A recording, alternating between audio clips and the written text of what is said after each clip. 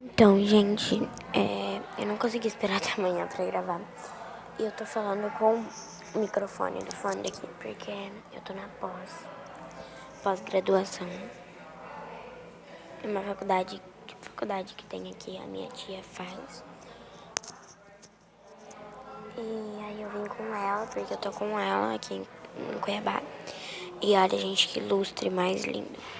E eu tô aqui na cadeira, ó, olha.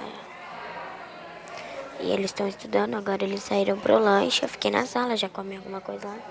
E a gente vai pro shopping, depois a gente vai no shopping Três Américas almoçar. Aí depois a gente vai no médico, que a minha tia vai no médico, e a gente vai pro shopping.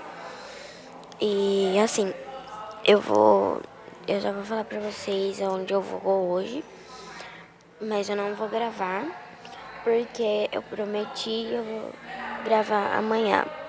Então amanhã vocês vão acompanhar um pouquinho do que eu faço. Tchau!